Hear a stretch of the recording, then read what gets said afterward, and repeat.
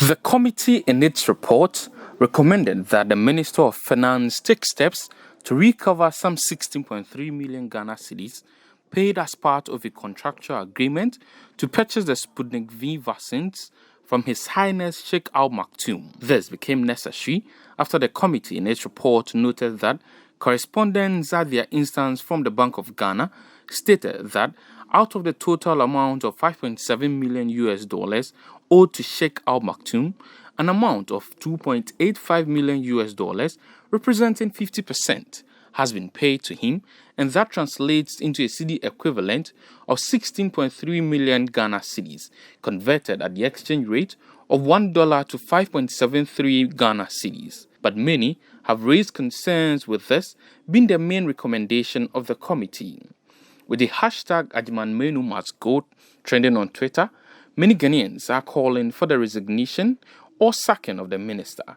The minority in parliament has expressed support for this move, as on the day of presenting the report, Minority Chief Whip Muntaka Mubarak argued extensively on the need for the report to be amended to include a call for the minister to resign or be sacked. I want to beg and move an amendment to this motion, the report of the committee, to include on paragraph 12.4, now have paragraph 12.5, to include that the minister, and I ask, Mr. Speaker, adding this paragraph, that the minister not having lived up to his oath of office, he is not fit to occupy the office of the Minister of State and must therefore be removed from office henceforth, failing which this House must pass a vote of censure on the minister. The minister, while rationalizing his action during his testimony before the committee, argued that he acted so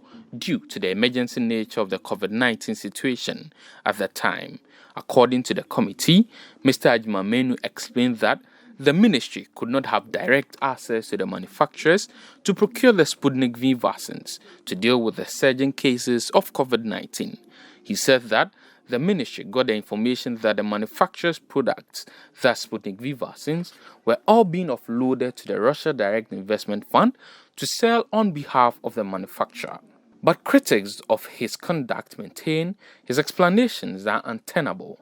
According to them, news reports on official websites of the Russian Direct Investment Fund, official sellers of the vaccine, revealed that the Ministry of Health gave an emergency approval for the use of the vaccine in Ghana as far back as February 2021. It is their view that the government of Ghana cannot later claim a failure to directly assess the Russian Direct Investment Fund, a body it worked with to certify the use of the vaccine in its jurisdiction. Based on these and a number of considerations, the minority has expressed its commitment to ensuring that Mr. Agyeman Manu leaves office as Health Minister. He has shown no fidelity to the laws of Ghana.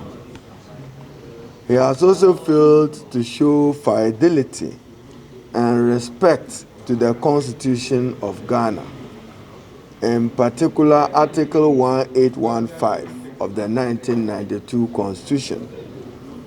And more importantly, he has failed to uphold the public trust and to uphold the tenets of his own oath of office, to uphold the Constitution and the laws of Ghana, because he also disrespected the laws of Ghana, in particular the Procurement Act. The committee in its report also concluded that the minister dealt with middlemen in attempts to procure the Sputnik V vaccines.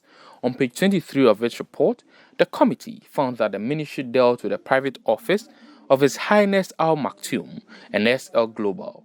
The two entities were appointed by the Orogaf Health Investment to be both agents and distributors of the Sputnik V COVID-19 vaccines in Ghana, clearly using middlemen for the purchase and distribution of the vaccine. The minister, however, testified before the committee that steps were taken to ascertain whether or not the distributors were authorized by the manufacturer. He argued before the committee that their websites did not say they were middlemen. He is reported on page 13 to have denied that the ministry dealt with a middleman.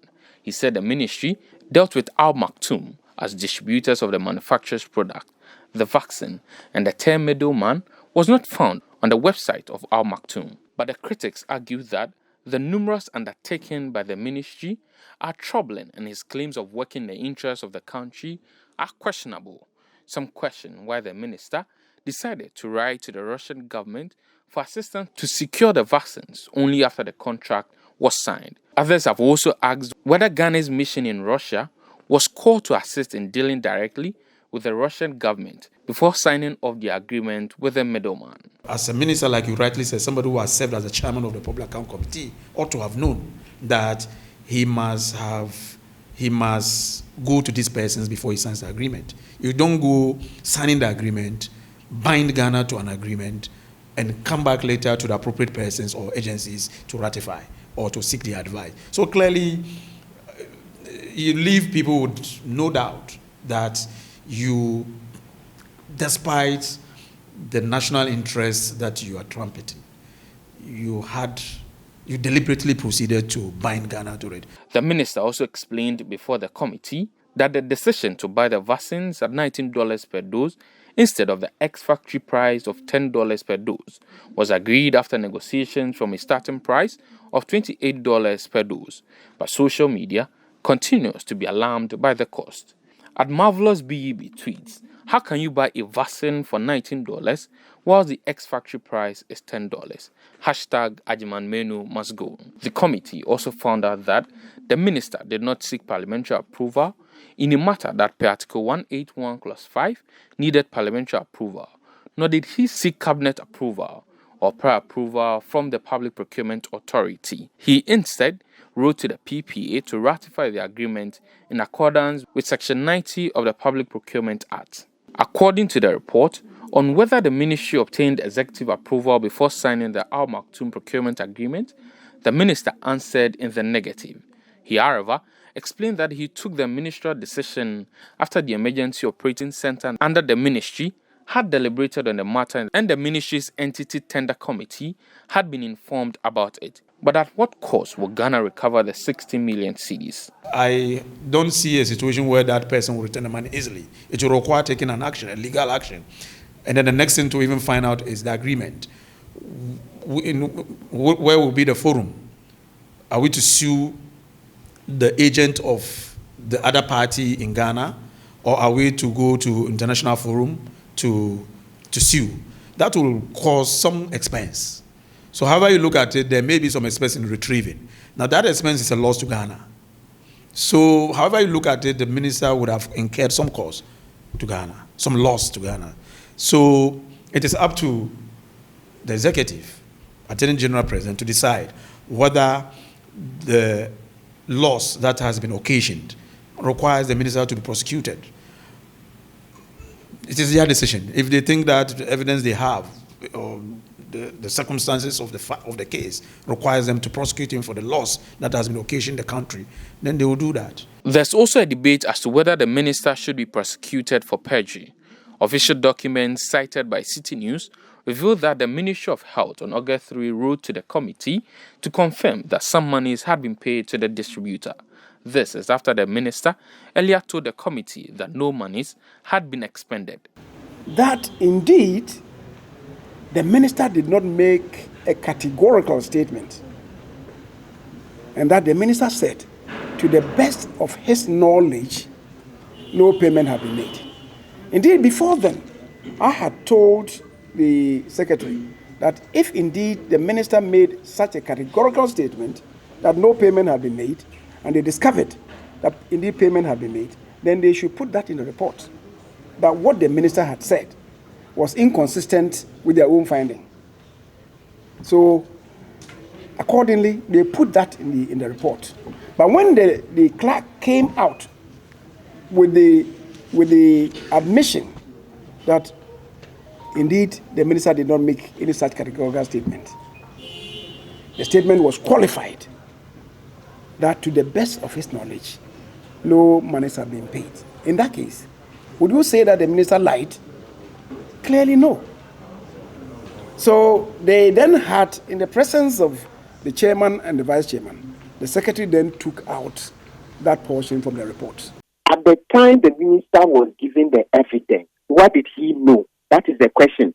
He he knew payments had been made, yet he decided to lie. Why do we say so? Number one, the agreement he himself signed, the agreement says that they were going to pay in advance, and with a side LC. With the LC, some documents are required to be presented. When you present to the bank, you'll be paid. Sometimes you can even be paid when the goods have not arrived in Ghana. But let's be charitable to him that in this case, let's assume that even payment was to be made in when the goods arrived in Ghana. So what we are saying is that the contract that he signed was to say that as soon as 20,000 arrives in Ghana, they'll be paid for. So if months on, you are going to testify, how can you come and say, oh, you've not paid anything? But you see that they didn't use an LC, they went and used cash. And so this minister is saying that for him, he didn't make arrangements to pay these people. Is that what he's saying? There's so much that he's left out. Debate on whether the health minister should be dismissed by the president continues on social media and mainstream media. But official measures on this particular issue, especially from the side of Parliament, would delay until October when the House returns from recess. Reporting for Citi News, Agyeman Manu.